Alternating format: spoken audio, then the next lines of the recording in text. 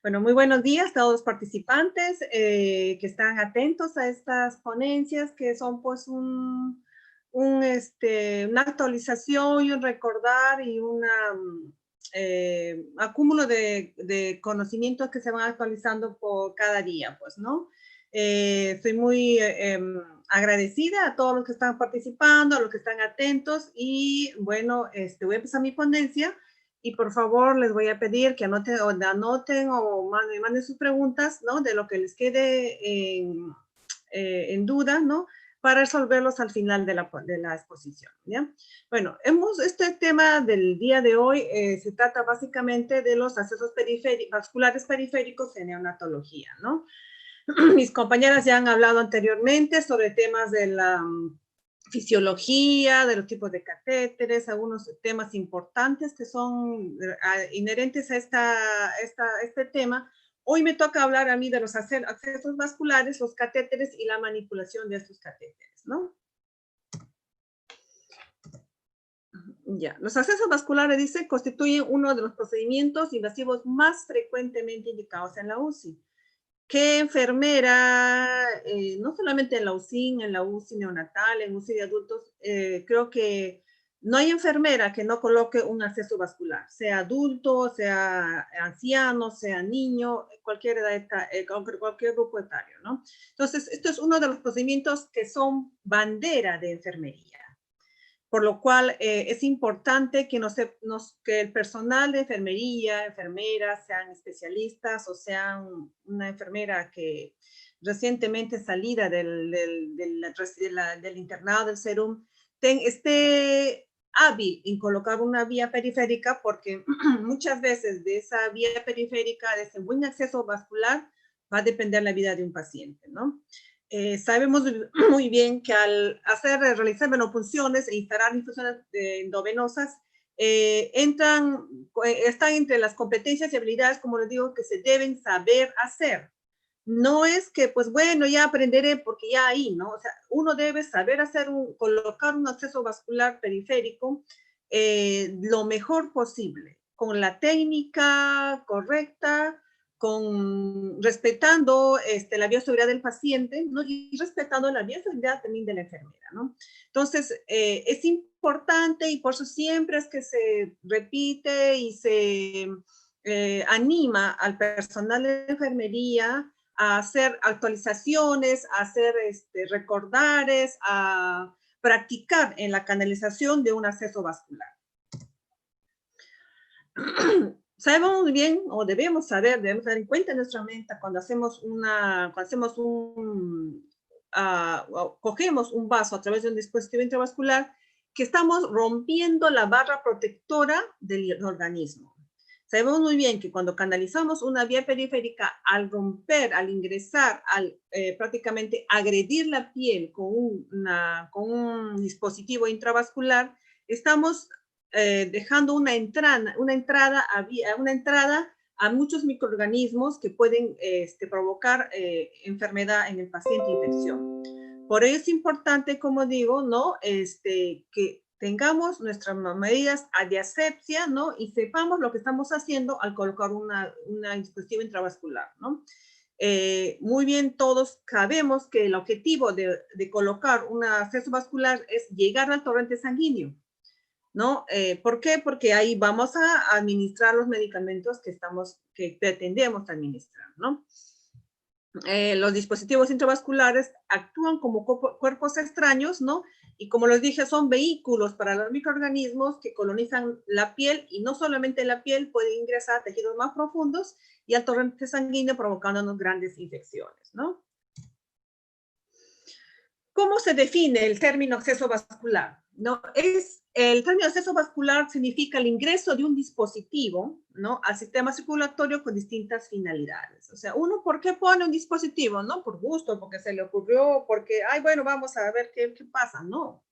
Uno coloca un dispositivo intravascular para infusión de drogas o soluciones, para extracción de muestras de laboratorio también, para un control hemodinámico en el caso de poner una medición de presión venosa central a través de un PVC, o presión arterial a través de un dispositivo arterial. y monitorización de gases arteriales, ¿no? O sea, el colocar una vía periférica tiene un objetivo claro, ¿no? Entonces, debemos conocer cuáles son esos objetivos de colocar una vía periférica para entender la importancia que es el colocarlo, ¿no? Ahora, el vaso utilizado para la colocación del dispositivo nos permite una primera clasificación de los accesos vasculares en venosos o arteriales. Acá hay una pequeña tablita, ¿no? Que es la clasificación de los accesos vasculares. Hay los accesos venosos y los accesos arteriales, ¿no? Normalmente en los accesos venosos usamos los tipos de catéteres, son el periférico y el central. También así es en los arteriales, también tenemos catéteres periféricos y centrales para poder tomar las muestras, ¿no? Normalmente los accesos venosos se colocan en dorso de la mano, en la basílica, en la cefálica, la humeral, también en caso de los periféricos, ¿no? Y en el caso de los centrales, los accesos venosos centrales, normalmente se colocan en lo que es en la umbilical, la vena umbilical, la subclavia, yugular y femoral, ¿no? Como sabemos bien, la ubicación, bueno, del sitio de inserción del catéter normalmente es periférico, ¿no? Y en el caso de los accesos arteriales, tenemos de los accesos arteriales periféricos que se logran colocar, y que algunas enfermeras también tienen la habilidad de colocar, tenemos en la radial, en la cubital, temporal y tibial posterior, ¿no? Y bueno, las arteriales centrales definitivamente casi siempre son las mismas, no cambian la ubicación, ¿no? Son umbilicales, axilares, femorales y auricular izquierda, ¿no? Ya. El sitio de inserción nos indica el acceso al vaso propiamente dicho, que puede ser periférico o central, ¿no? Se entienden como vías periféricas aquellas que están ubicados, ¿no? Esos vasos están ubicados en miembros y en el cuero cabelludo, ¿no? De menor diámetro y resistencia, y por vías centrales a los vasos de gran calibre, más cercanos al corazón, ¿no? Como le decían, que están... Normalmente las periféricas las ponemos en los miembros superiores e inferiores, ¿no? Ya sea radial, cubital, la safena interna, ¿no? En la cabeza, en la temporal, la auricular es posterior, la frontal. Pero las que son ya los accesos venosos centrales normalmente se ponen cerca al corazón, ¿no? Que es, bueno, normalmente entra en la subclavia, ¿no? Subclavia o femoral. Acá lo vemos, por ejemplo, ¿no? Un tipo de, los catéteres, existen catéteres de corta permanencia y los catéteres de larga permanencia, e incluso en los catéteres de acceso periférico, ¿no? Normalmente los catéteres de acceso periférico de corta duración son las que se ponen en venas que no son tan profundas, son buenas, pero que les va a tener un tiempo determinado para retirarlo. Los accesos de larga permanencia, cuyo su tratamiento o el lapso de desinstalación supera los 30 días, son accesos que se pueden entrar por vía periférica, pero que llegan a un punto central. Muchas veces tienen que ser buenas venas, en el caso del PIC, por ejemplo, que nos va a permitir que no se vaya a infiltrar, que vaya a un punto, a una vena muchísimo más grande, y que nos permita que no se infiltre y nos dure más tiempo, pues, ¿no? ¿Cuáles son los criterios de elección del acceso venoso y del dispositivo intravascular, ¿no? Hay un protocolo acá, por ejemplo, acá hay uno, de un protocolo de utilización de los accesos venosos en neonatología, ¿no? En el acceso vascular, por ejemplo, el catéter periférico normalmente se debe tener en cuenta en el estado clínico, debe estar estable, ¿no? En el de corta permanencia es un catéter venoso umbilical de 5 a 7 días también en el acceso vascular. En cuanto al catéter venoso central, los catéteres umbilicales duran de 5 a 7 días, después hay que retirarlos porque hay gran probabilidad que hay infección e incluso provoque una enterocolitis necrotizante por un objeto extraño que está dentro del ombligo, ¿no? Perdón, se me fue.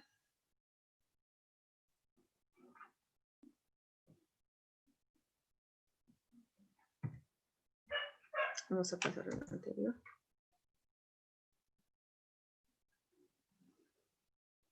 ¿Ya? estos catéteres periféricos, hombre, se pone un bebé estable, se necesita es para antibioterapia, o si no, para poner hemoderivados, ¿no? Se tienen que colocar soluciones isotónicas, no debe tener una glucosa, la concentración de glucosa en la administración de estos, por la vía periférica no debería pasar del 12.5 de la estrofa de 12.5, ¿no? Porque ya provoca eso más isotónicas, ¿no? En cambio, como vemos, los catéteres de acceso vascular central nos permiten poner muchísimo más soluciones, ¿no? De mayor contenido isotónico, son más de mayor pH, ¿no? O de menor pH que no va a provocar problemas, laceraciones o quemaduras en las venas, ¿no? Pero entre estas venas centrales también hay unas que son de corta permanencia, que son más de 30 días, el catéter venoso umbilical, el catéter venoso tipo Arrow, ¿no? Doble o triple lumen, el larga permanencia como es el catéter PIC o el catéter simple semi-implantable tipo Cook, ¿no? O, por ejemplo, los catéteres que usan los pacientes que tienen quimioterapia, que muchas veces quedan implantados dentro de su piel y que solo demoran, pues tienen hasta 3, 4 años que pueden usar, ¿no? Entonces, en base a lo que el objetivo que uno tiene en la infusión de un medicamento o de una solución a un paciente, y uno va a elegir qué tipo de catéter va a utilizar, qué dispositivo.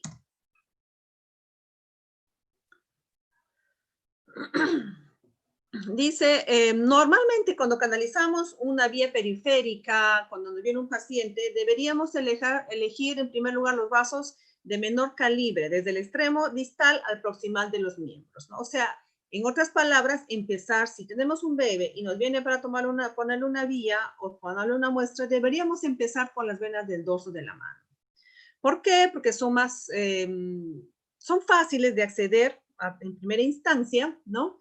Y son más delgadas, definitivamente nos da opción a que las venas que cuando van entrando van llegando hacia el corazón, van engrosándose, nos da la opción de que si por ahí necesitamos otro catéter, una vena mucho más grande para poner otro tipo de dispositivo intravascular, lo tengamos libre, los tengamos vírgenes, como lo llamamos nosotros, para poder posteriormente colocarlo, ¿no?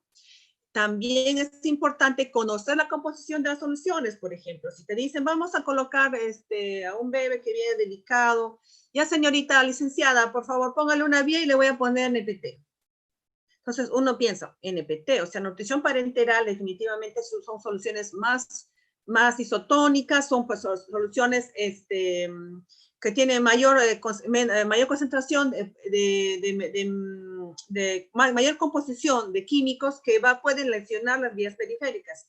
Entonces uno tiene que saber, si dice, por ejemplo, vence una NPT, uno tiene que buscar ya si es, por ejemplo, periférica, una buena vena que nos va a asegurar que nos va a durar por lo menos unos 4 o 5 días, ¿no?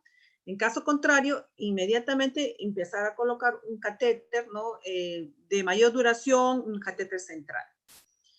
Para realizar una correcta elección tanto del acceso venoso como el dispositivo, se debe tener en cuenta varios puntos.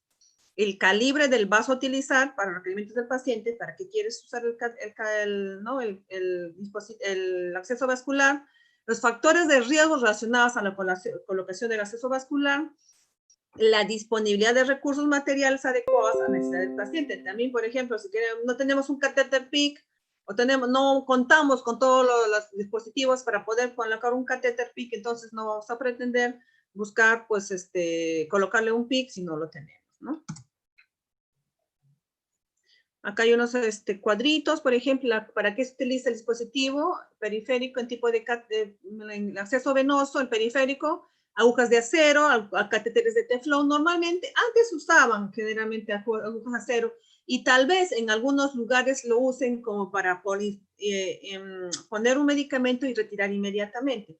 Pero normalmente, actualmente ya no tenemos los que son de las catéteres de teflón, ¿no? O de propileno, ¿no? Entonces usan, por ejemplo, la admisión de soluciones isotónicas, antibiótica terapia, administración de lípidos, administración de hemoderivados en los catéteres periféricos, en venosos. En los centrales, por ejemplo, También tenemos los catéteres umbilicales, ¿no? Que son catéteres Elastic, ¿no? Catéteres semi-implantables tipo Kima o Robia, ¿no? Ya para usar soluciones hiperosmolares, que tienen mayor osmolaridad y que puede provocar lesiones a nivel de piel, ¿no? Periférico, los catéteres arteriales periféricos normalmente son de teflón, son suaves, y los centrales son los umbilicales normalmente, ¿no? Y acá, por ejemplo, a la elección de los accesos vasculares, según las necesidades del paciente y la calidad de soluciones a administrar, cuando se usa para necesidades nutricionales de los accesos venosos, ¿no? Normalmente se usa para ayunos menores de 32 horas o aporte enteral insuficiente, desequilibrio electrolítico y desnutrición, ¿no? En los catéteres periféricos. Para toma de muestras, para administración de hemoderivados normalmente, para soluciones isotónicas, ¿no? Glucosas menores de 12.5. Las arteriales, bueno, usan para necesidades definitivamente diagnósticas, necesidades terapéuticas no, y calidad de soluciones, ¿no? Isotónicas, no dispositivos, no alcalinos, ¿no? No algo que pueda. Y en los centrales, ¿no? En el caso de acceso a nutrición, en caso de que necesitamos para a dar una nutrición parenteral, vamos a poner ¿no? un acceso venoso central para ayunos mayores de 72 horas para nutrición enteral, por ejemplo, ¿no? Para medición de PVC, también caso de necesidades diagnósticas, para administración de NPT, algunos químicos, antibioterapia que es irritante, ¿no? Y en algunos casos también se ponen, no en el caso del PIC, se ponen nutrición de hemoderivados, se logra colocar por ejemplo, por un CBC, ¿no? Y las hiperesmolares, en caso de calidad de soluciones, que son, medicamentos o soluciones que pueden lesionar el tejido muscular. ¿Qué tipos de accesos venosos tenemos? ¿No? Normalmente los accesos venosos se insertan generalmente en las venas, en cuanto a las periféricas, en las pericraniales o de los miembros superiores, especialmente en manos y antebrazos. Eso ya hemos repetido varias veces. Debemos elegir primeramente en nuestros recién nacidos brazos, ¿no? Empezando desde el dorso de la mano hacia el lado, dirigiéndose al corazón.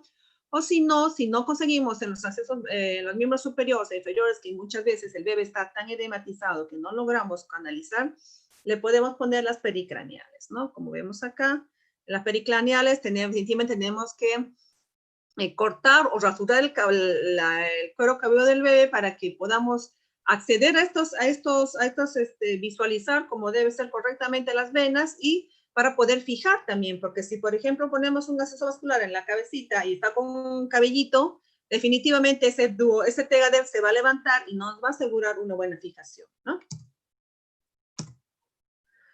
Entre las complicaciones más frecuentes que tenemos normalmente y que todavía no hemos podido erradicar o, bueno, manejar ese problema es la flebitis, ¿no? Las físico-químicas o mecánicas. Mecánicas, los que son, por ejemplo, cuando presionamos o no protegemos la piel del bebé, el momento de fijar los dispositivos. A veces tenemos las alitas o ajustamos demasiado el pegadero sobre la piel y con el mismo dispositivo, ¿no? Con el dispositivo donde se inserta la extensión, lamentablemente cuando levantamos a veces encontramos la piel del bebé ya lesionada, enrojecida, ¿no? Entonces, eso es un problema que todavía estamos tratando en lo posible, luchando para que no suceda, ¿no? También puede estar relacionado con diferentes factores como el tipo de infusión, la flebitis, el material y tamaño del catéter, eso es importante, el sitio de inserción también, la antisepsia de la piel, ¿no? O la inexperiencia del personal en la colocación del mismo. O sea, son varios factores que condicionan que hay una flebitis, ¿no? Por lo tanto, es que siempre incidimos en repetir estas charlas sobre accesos venosos para que todos estemos actualizadas y vayamos compartiendo nuevas técnicas que podemos conseguir para evitar estos problemas, ¿no? Bueno, acá tenemos, por ejemplo, varios tipos de catéteres, ¿no? Hay unos que son de teflón o polipropileno, de que son más de uso frecuente, ¿no? Y de distintos diámetros y medidas variables, por ejemplo.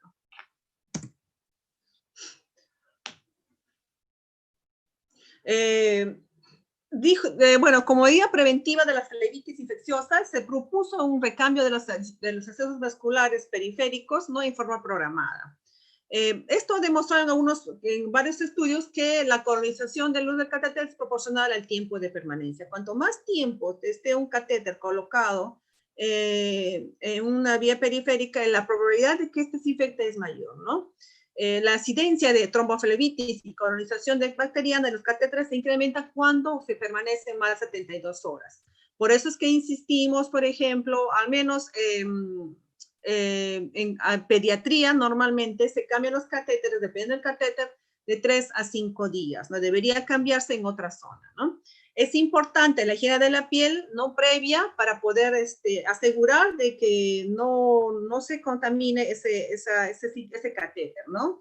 La utilización de un antiséptico correcto, por ejemplo, la cobertura del sitio de inserción con elementos estériles y una adecuada fijación van a minimizar, dice, los riesgos de colonización del sitio de inserción, ¿no? Pues si tú pones un tegader y vas observando, no cubres con esparadrapos, no lo forras todo tu vía periférica que no te permite visualizar.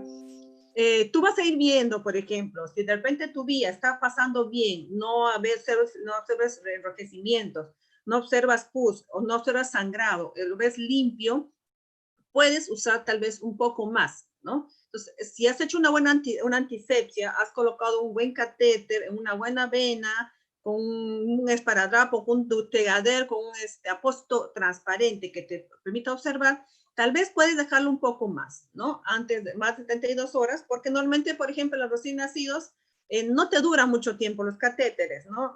Se infiltran rápido, pero algunos bebitos, si tenemos la suerte, por ejemplo, yo tuve la suerte cuando coloqué un catéter a una vía periférica, ¿no?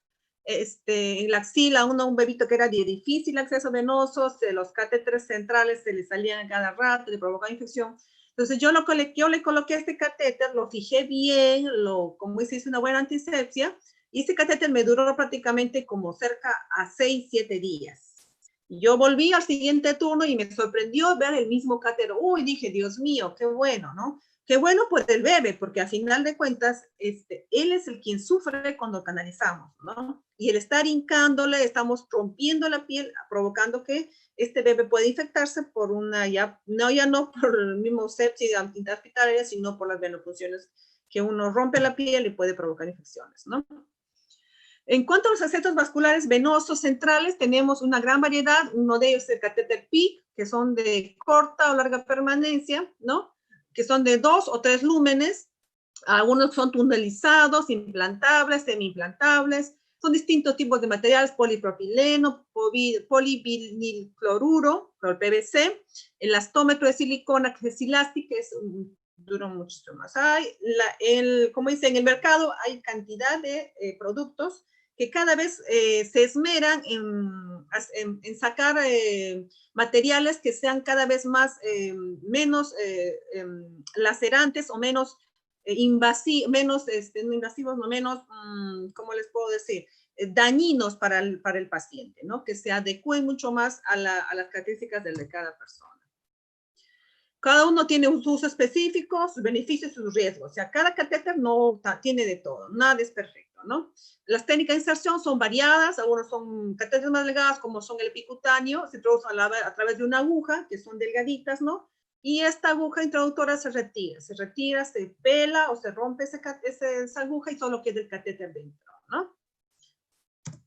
También, por ejemplo, los catéteres centrales de inserción periférica son uno de los mejores, las alternativas en la cateterización de las venas subclavia o yugular, por ejemplo, también, ¿no? Se ubican también en la vena cava superior. Estas, cuando ingresan por vía periférica, sean miembros superiores o miembros inferiores, va a ingresar a vena cava superior e inferior, ¿no? Según el sitio de inserción, sean venas inferiores o pericranial, sean por los miembros o por la zona pericranial.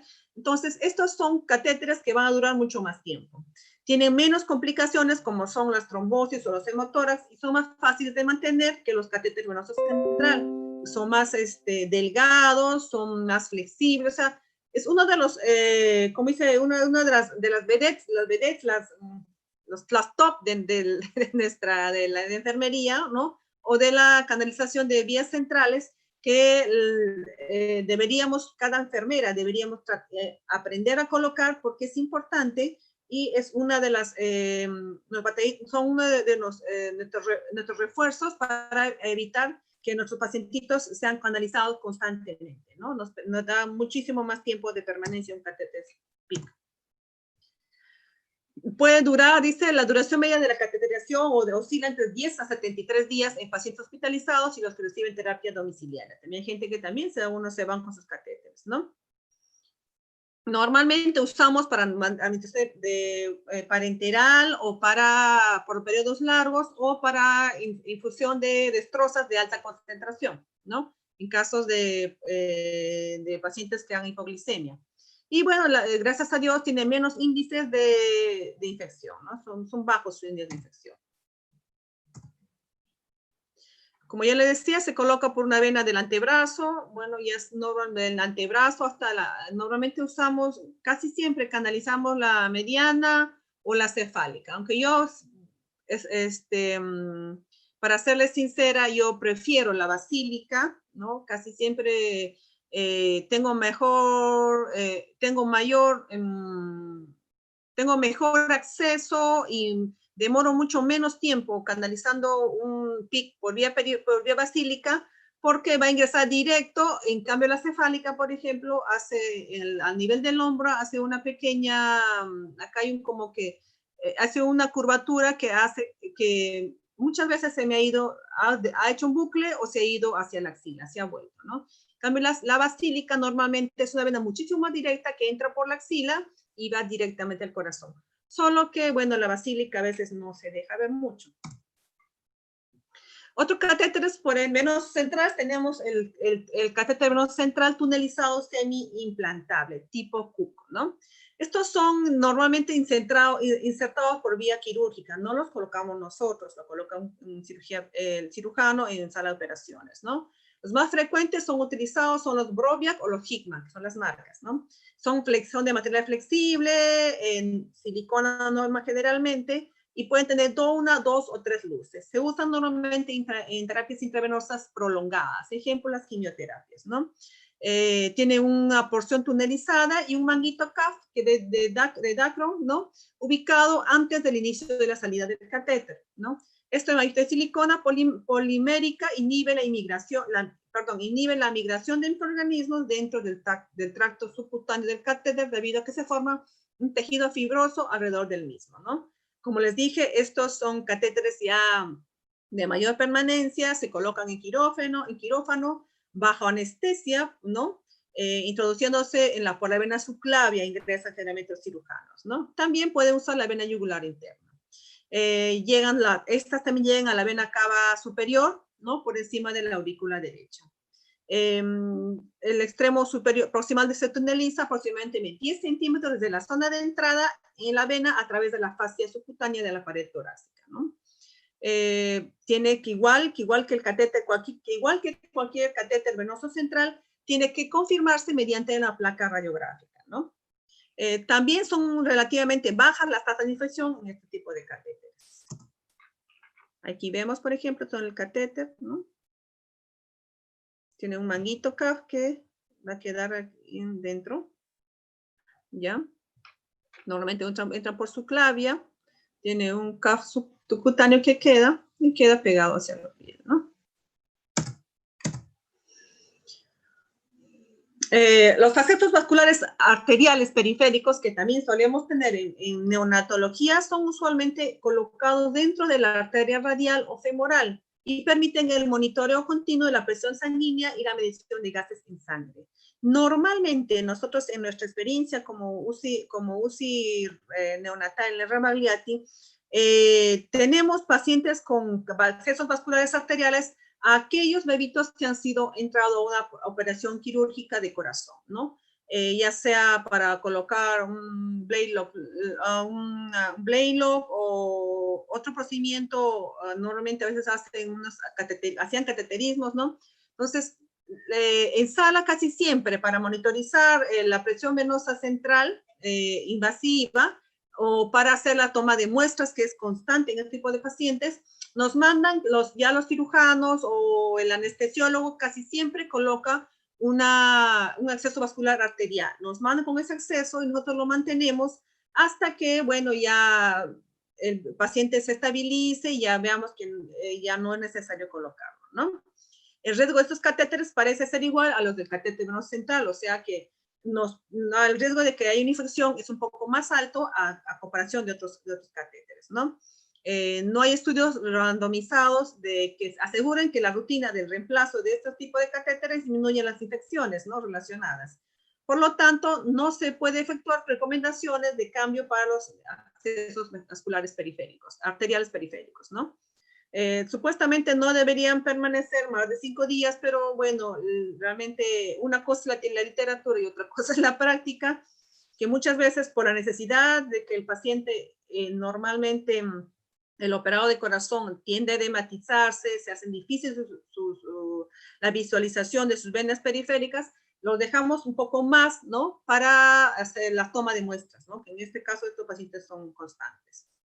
También tienen bajo de riesgo de infecciones locales y bacterianas, ¿no? Pero eso dependiendo también de la manipulación. Cuanto más manipulamos un catéter arterial, un catéter venoso, un PIC, cualquier tipo de catéter, cuanto más lo manipulamos, sin lavarnos las manos, sin las medidas antisépticas, definitivamente pues no vamos a asegurar que ese catéter no se contamine. Aquí tenemos una foto de un acceso vascular. Y ahora, hay otro tipo de catéteres, que son los catéteres venosos centrales totalmente implantables, ¿no? Son completamente debajo de la piel. Estos son catéteres que se ponen también quirúrgicamente, ¿no? O el catéter es opaco de caucho siliconado y está unido en forma permanente a una cámara de acero inoxidable, plástico o titanio que contiene un tabique grueso autosellante de silicona, ¿no?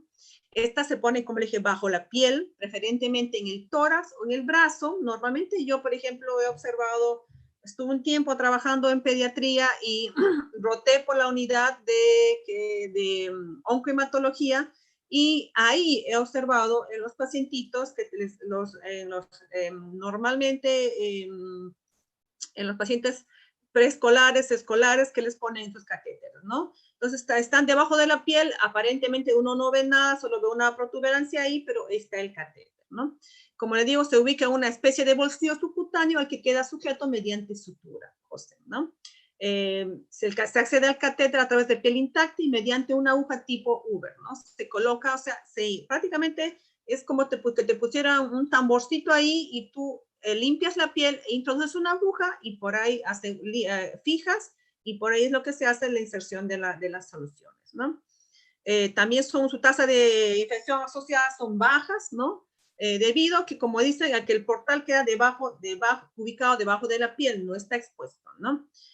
Tiene la punta, estas agujas tipo Uber, que son las que se introducen en este tambor, ¿no? Tiene la punta ligeramente curva y son rectas, ¿no? Se insertan en un ángulo de 90 grados. No hay tiempo de recambio definidos para este tipo de agujas, ¿no? Acá está, eso es lo que les estoy mostrando. Estos tipo de catéteres, estas son como tambores o pues dispositivos que van fijados dentro del cuerpo, ¿no? Al tejido subcutáneo, como aquí, y en esta parte que es el silicón es donde se coloca el catéter. O sea, mira, esta es la piel, acá ven la piel, el catéter está debajo de la piel, el tejido subcutáneo, ¿no? Y definitivamente va conectado hacia siempre está conectado hacia la vena subclavia, ¿no? Y esta aguja, cuando vamos a introducir un medicamento, en caso de quimioterapia, normalmente son los pacientes de quimioterapia, ¿no? Cuando vas a colocar su quimioterapia, simplemente sacas una aguja, vienen aparte, ¿no? Y se introduce en ángulo de 90 grados, se fija y por aquí vas a poner la conexión y vas a infundir tus soluciones, ¿no? ¿Qué factores de riesgo tenemos relacionados a la utilización de los accesos vasculares en neonatología? Es importante saber eso. En cuanto, hay distintos factores, ¿no? Entre ellos hay factores inherentes al huésped. Te dicen que el difícil acceso venoso periférico puede ser un condicionar a que la colocación de un acceso venoso central, aun cuando el Estado, pueden condicionar a que el acceso de venoso central sea un poco difícil, ¿no? Entonces, aun cuando el estado, la evolución del paciente y sus necesidades terapéuticas no lo justifiquen, ¿no? El lugar también de inserción del catéter cercano a contaminación. Por ejemplo, si tú pones catéteres cerca, es como yo le digo, si tú pones un PIC en miembros inferiores, tienes mayor posibilidades o mayor probabilidad que este catéter, por estar cerca donde, bueno, cambiamos los pañales y todo eso, pueda contaminarse, ¿no? La pérdida de la integridad de la cutánea, si por ejemplo tiene lesiones que comprometen la epidermis, si ponemos por ejemplo un bebito con lesiones, una flebitis, y le pones al costado de la flebitis una otra vía periférica porque viste una vena, definitivamente pues sí puede que no sea difícil el acceso, ¿no? Y pueda infectarse la otra vía que estás colocando, ¿no? La edad en días de vida también, ¿no? Puede ocasionar limitaciones en cuanto a las posibilidades de una lesión de un acceso venoso, ¿no? Por ejemplo, si tú tienes que hacer bien un bebé de recién, no, ya nos responde 7 días con una hiperbilirubinemia que está en 35, y el muchacho está ya prácticamente está haciendo carnítulo, y si necesitas hacer un recambio sanguíneo, una sanguíneo transfusión, y pretendes tú que a los 7, 8 días ese cordón umbilical esté todavía fresco, no vamos a poder, porque ya por tanto tiempo que se ha momificado ese cordón, entonces, ¿qué vas a hacer? En ese caso ya colocarán una inserción insertarán una vena supraumbilical para hacer el recambio, ¿no? La enfermedad también puede ser un factor determinante para la elección del tipo de base subvascular, ¿no? Por ejemplo, enfermedades metabólicas, si tenemos una hipoglicemia, no vamos a colocar una vía periférica, habría que colocar ya una vía central, ¿no? Y también eso provoca que haya, pues, probablemente tengan mayor probabilidad de que se infecte, ¿no? La bacteriemia previa, coagulopatías, por ejemplo, si tenemos un bebé con coagulopatías, ¿no? Pues el muchacho puede que se te haga mucho más difícil colocarle un PIC porque te va a sangrar demasiado, ¿no? Ahora, factores relacionados a la infusión, por ejemplo, infusión de soluciones concentradas o hipertónicas a través de vasos de pequeño calibre se relacionan con mayor riesgo de reacción inflamatoria localizada, o sea, la flebitis, ¿no? Las drogas vasoactivas administradas infusión por vía periféricas producen reacciones locales como por vasoconstricción severa con alto riesgo de necrosis tisular en caso de extravasación. En caso, por ejemplo, si quieres infundir una dopamina, una dobutamina por vía, o una prostaglandina por vía periférica, la probabilidad de que esa vía te dure mucho tiempo es baja. Normalmente se te va a malograr a las horas nomás de haberle colocado, ¿no? La discontinuidad incidental de la infusión en pacientes críticos puede tener graves consecuencias, por ejemplo, descompresión hemodinámica, hipoxemia, ¿no? La infiltración de drogas alcalinas como el bicarbonato de sodio, el cloro de sodio, el gluconato de sodio, ¿no? Producen necrosis tisular por quemaduras químicas, o sea, eso hay que tener cuidado, ¿no? La incompatibilidad de algunas drogas, por ejemplo, en combinación con soluciones alcalinas. No voy a exponer, por ejemplo, por donde estás pasando dopamina, no le vas a pasar gluconato de calcio, tienes que buscar una vía alterna, ¿no? Porque pueden precipitarse y inactivar a uno de los componentes de uno de ellos, ¿no? Hay que tener cuidado de eso. Otras drogas como los antineoplásicos pueden ser muy irritantes también localmente. Algunos antibióticos como metronidazol, la vancomicina, aminoglucósidos administrados en altas concentraciones e infusiones rápidas pueden producir toxicidad, por lo que requieren cuidado especial en la dilución, ¿no? Por ejemplo, normalmente cuando nos dicen administrar meropenem o vancomicina, nos dan una hora y media para administrar, ¿no? Porque si tú lo administras rápidamente por una vía periférica, un acceso vascular periférico, incluso por un acceso vascular central, vas a provocar, en caso de vía periférica, una laceración de la zona de donde está pasando, de la vena, donde está pasando esa vía, ese antibiótico, ¿no? Y si es por una vía central, puede provocar rash alérgicos, puede provocar problemas al bebé, ¿no? Entonces, hay medicamentos que definitivamente tienen que ser, por ser muy irritantes, ¿no? Pues tienen que ser pasar en mucho más tiempo, ¿no? Y también, pues, hay que ver también por qué tipo de acceso vas a colocarlo, ¿no? No puedes aventurarte, por ejemplo, a poner una quimioterapia por una vía periférica, ¿no? Definitivamente. En cuanto a factores relacionados al dispositivo intravascular, hay que ver la composición del catéter, ¿no? Se prefieren los que son de los materiales más flexibles, de menor trombogenicidad y adherencia bacteriana, ¿no? Normalmente preferimos los que son de polipropileno, la de PVC, teflón y de silicona o silástico, ¿no? También el tamaño del catéter debe estar adecuado al base que vamos a tener. No vamos a pretender colocar un catéter, por ejemplo, catéter número 22, que es largo y que es más grueso, ¿no? De diámetro 22, que es largo y grueso, a una vena, pues, está por ejemplo, en la radial, ¿no? O en una que está, por ejemplo, el dorso de la mano del bebé, entonces eso nunca te va a entrar, ¿no? Entonces, eso te va a traer un poco como dice, hay que saber qué vena escoger y qué catéter, ¿no? El número de luces o lúmenes del catéter también de manipulación. Tienes más puntos por donde manipular, donde pueden estar los microorganismos, ¿no? Y usos que se dará el catéter también. Edson, ¿me están viendo bien? Hola, Edson. Disculpen, me parece que no me están viendo. A ver, bueno, voy a continuar. Me pareció que había mala conexión de internet. Bueno, ya. En cuanto al número de luces o lúmenes de catéter, también, como le digo, en cuanto mayor número de catéteres de conexiones, es mayor el riesgo de infección. Y los usos que se le dará al catéter, ¿no? También, por ejemplo, mayor riesgo de contaminación y cuanto más frecuente la apertura del sistema, ¿no? Hay que evitar de todas maneras que se aperture el sistema sin necesidad alguna, ¿no? Y factores relacionados a la inserción del dispositivo intravascular, ¿no? Colocación de urgencia no programada, cuando, por ejemplo, colocamos en circunstancias de emergencia, ¿no? Un catéter, a veces ni tomamos por la prisa que el bebé se nos está chocando, se nos está muriendo, colocamos sin las medidas adecuadas, sin asepsia, sin, como dice, el material adecuado, un catéter, ¿no? Entonces, estos deberían ser removidos en no más de 48 a 72 horas, ¿no? Por ejemplo, tú has puesto un catéter de emergencia, ya, pero si tú sabes que ese catéter no ha sido canalizado o colocado con todas las medidas correctas para mantener una asepsia, para mantener libre de bacteriemia, deberías cambiarlo, ¿no? También la técnica de colocación, se prefiere la punción percutánea en la incisión de la piel, dado que la superficie cruenta será más extensa en esta última, ¿no?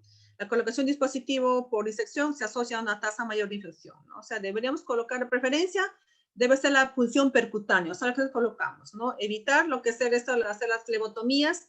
Las flebotomías que son hechas haciendo un corte y buscando en la vena, tienen mayor tasa de infección, por lo cual no deberíamos tenerlos mucho tiempo, ese tipo de catéteres, ¿no? La ubicación del catéter también, ¿no? Los riesgos de contaminación presentes en todo acceso vascular se ven más aumentados en accesos venosos centrales que en los periféricos, ¿no? Definitivamente, por su acceso directo al torrente sanguíneo. Un CBC está directamente más cerca al corazón, está más directamente colocado y definitivamente se contamina más, ¿no? Por ejemplo, un periférico o un PIC. Y definitivamente la experiencia del personal que realiza la tarea es fundamental, ¿no? El entrenamiento del personal de planta debe realizarse en forma progresiva y continuada para disminuir los riesgos de complicaciones relacionadas a la experiencia en la colocación. Por eso es que estamos haciendo estos tipos de ponencias, de recordares, de actualizaciones, porque el personal debe estar capacitado, entrenado en la colocación de los distintos tipos de catéteres, accesos vasculares, ¿no? y saber para qué, por qué, cómo y dónde es que debe colocar un catéter. Saber, como dice, de la A a la Z sobre la colocación de catéteres. También tenemos, por ejemplo, los riesgos relacionados al mantenimiento del dispositivo intravascular. El tiempo de permanencia del catéter, ¿no? El riesgo de infección se relaciona directamente con el tiempo de permanencia del catéter, ¿no?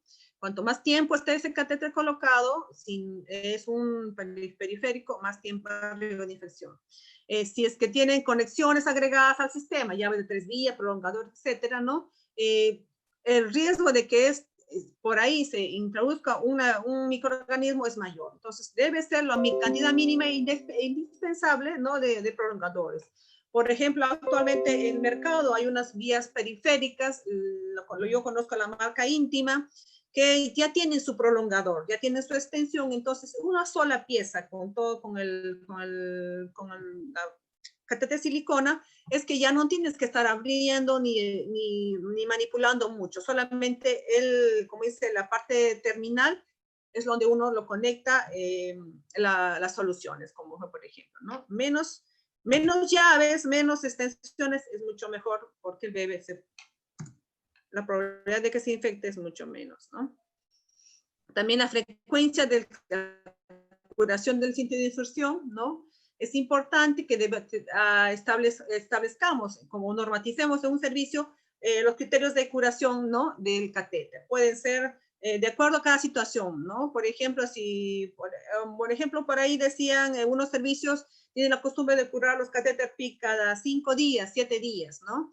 Entonces, nosotros normalmente en la UCI Rebagliati no curamos el catéter si es que, catéter PIC me refiero, si es que no ves que el catéter realmente lo necesite, ¿no? Si tú ves que está intacto, que lo ves limpio, que el adhesivo transparente o el pegadero está intacto, no está mojado, no se está despegando, no ves pus, no ves nada en ese catéter, no tienes por qué manipularlo.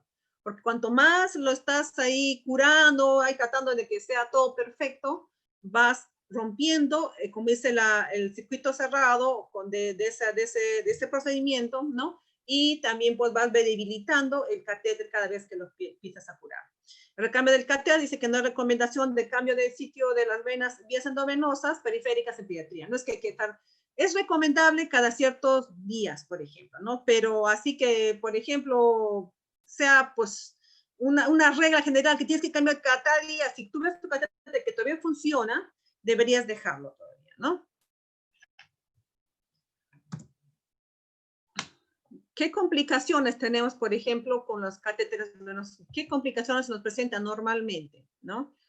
Por ejemplo, en los accesos venosos periféricos pueden ocurrir las siguientes complicaciones, como hematomas por punción fallida, lamentablemente eso tenemos bastante, edemas, escaras o necrosis del tejido celular subcutáneo, ¿no?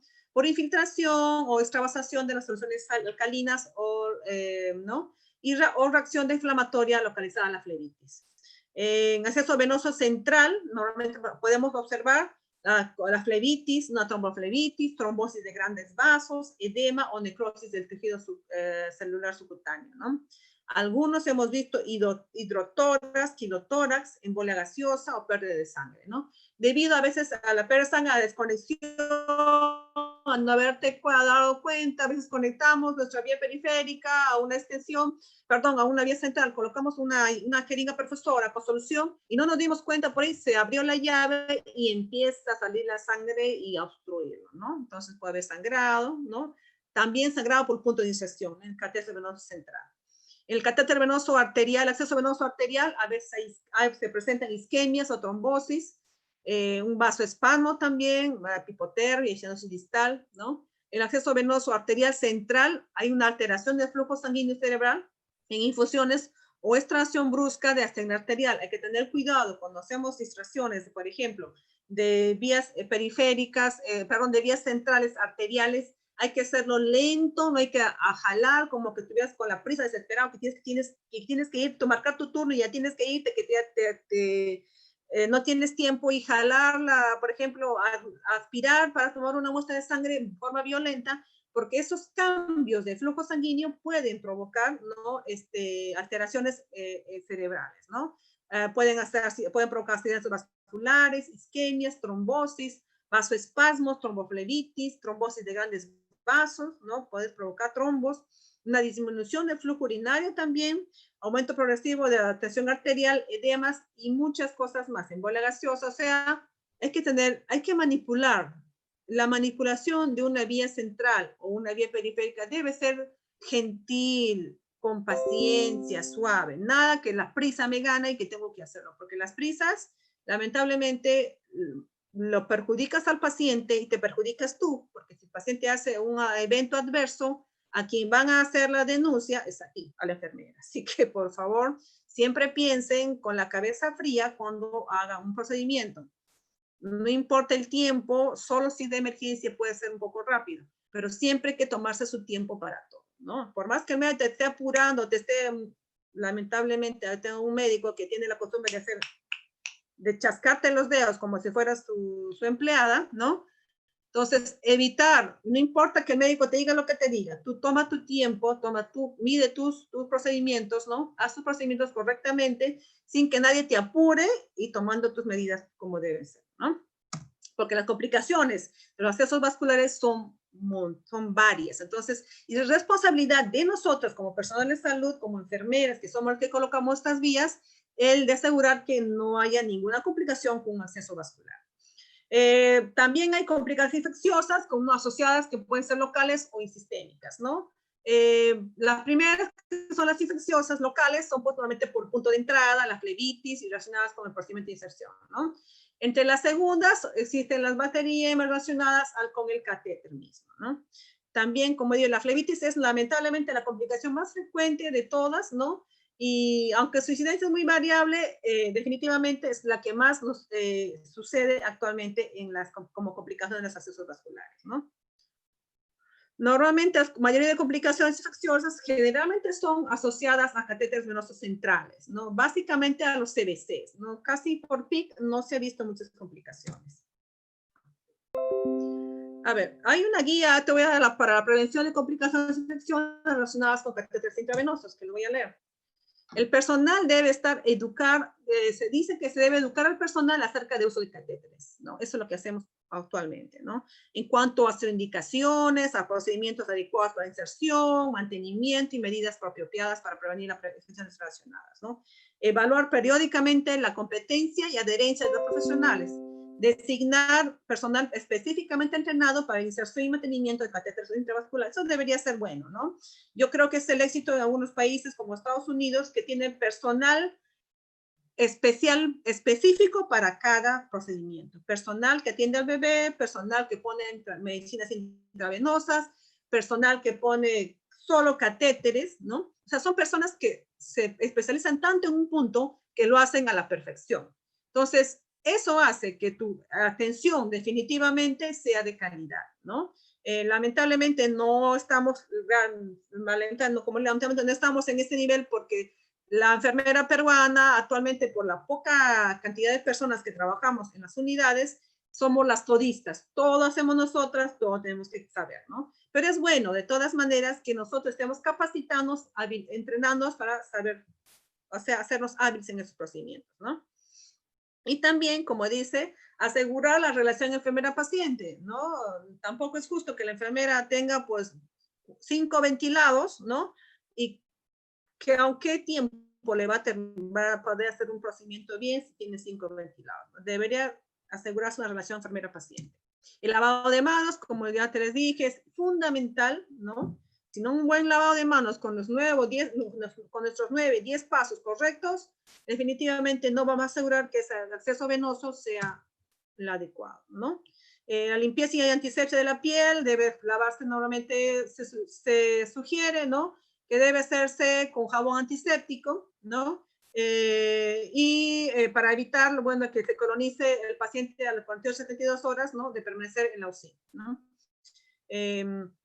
Algunos todavía usan el clorexidina, otros han retirado, no recomiendan la clorexidina en menores de 2 meses de edad, pero normalmente en los pacientes, en los neonatos usamos alcohol 70% y a solución, agua estéril nada más, ¿no?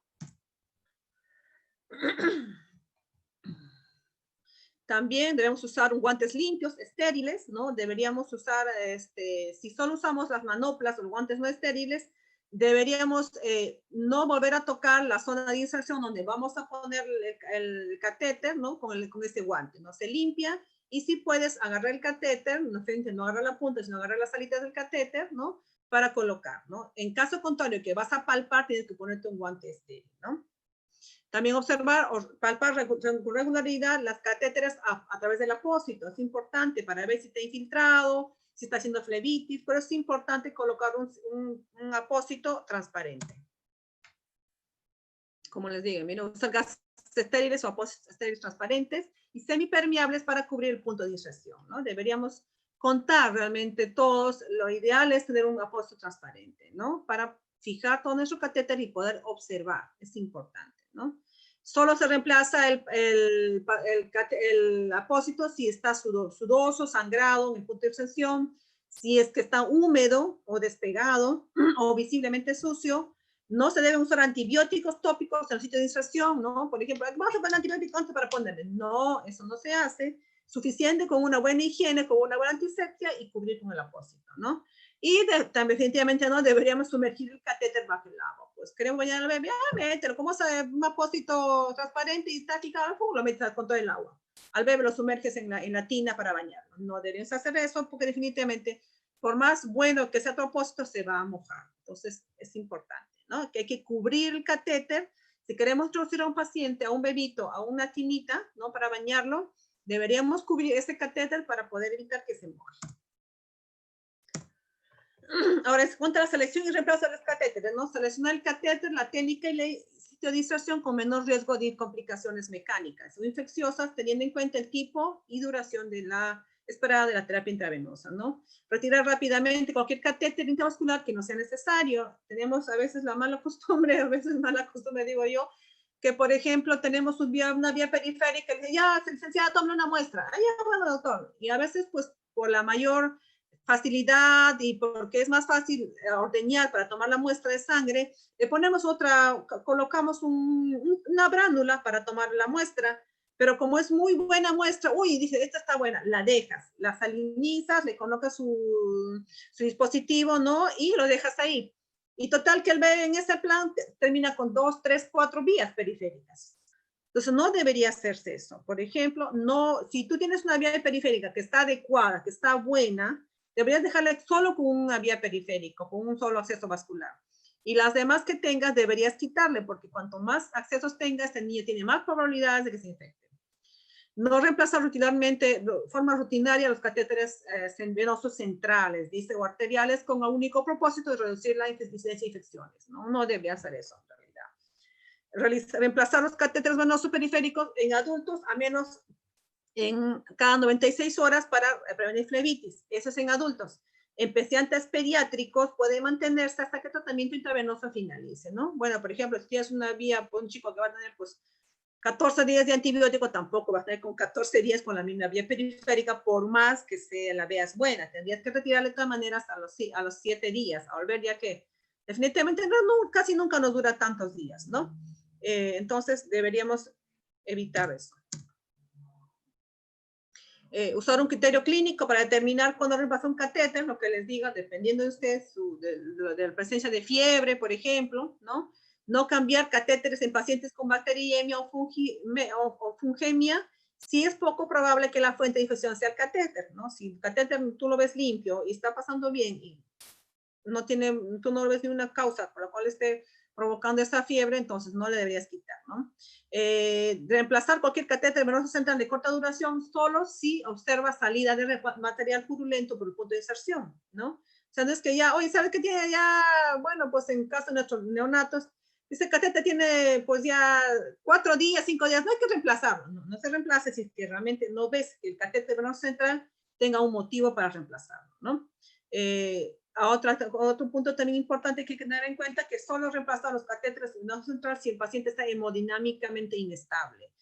Si tú ves que ese catéter está provocando esta infección, ¿no? Muchas veces, no tiene una causa aparente de infección, pero está con un CBC, ¿no? Entonces, solo si que tú lo ves inestable, que está está, está el bebé con taquicardias o bradicardias o está muy inestable hemodinámicamente, le retiras el catéter, ¿no? Y esperas hasta que unos días para poder colocar otro más. En cuanto al cambio de los sets de administración, conectores, prolongadores fluidos o soluciones parenterales, deben reemplazar, dice que los sets de administración, llaves de 3 vías y prolongadores al menos cada 72 a 96 horas, a no ser que se sospeche o documente una infección relacionada con el catéter, ¿no? Los prolongadores no deberían quedarse hasta que quede pues, el catéter, tenían que cambiarlo cada pues, 4 días a 5 días, ¿no? Cambiar los accesorios de los dispositivos intravasculares, tapones de acceso y sin aguja, con la misma frecuencia que los sets de administración, o sea, cada 72 a 96 horas. Reemplazar los sets usados para administrar sangre, derivados o infusiones lipídicas dentro de las 24 horas que siguen al inicio de la infusión. Por eso es que ustedes ven que las NPTs se cambian diariamente todo el sistema, ¿no? No debería ser con una solución lipídica, especialmente, o una solución de sangre, quedarse con el mismo set. Completar la infusión de soluciones lipídicas dentro de 24 horas desde su inicio, ¿no? Completar transfusiones de sangre o derivados entre las 4 horas de inicio. Si te dan una transfusión, pues deberías transfundir en un máximo de 4 horas y deberías retirar todo el dispositivo, las conexiones, ¿no? No deberías, la vía la dejas, pero los dispositivos deben ser retirados. No se recomienda el uso de filtros en las tubuladoras u otras partes del sistema con el fin de reducir la incidencia de infecciones. Bueno, acá nuestro bebé nos dice que el día te da muchos motivos para ser feliz. No busques excusas para hacerlo gris. Abraza, sonríe, disfruta y ayuda y comparte, ¿no? Eso es lo que hacemos ahorita con ustedes. Y compartimos, ayudamos, compartimos nuestras experiencias como personal de salud en una unidad tan especial como es la UCI neonatal, para que a través de nuestras vivencias ustedes mejoren sus procedimientos o actualicen sus conocimientos, ¿no? Y pues hagamos que la profesión sea cada vez mejor y cada vez sobresalga más por éxitos que por fracasos, ¿no? Bueno, chicas, eso es en cuanto, chicas y chicos, ¿no? En cuanto es el tema en cuanto a lo que es accesos vasculares. Y ahora vamos a ver otro tema que también va relacionado, es la administración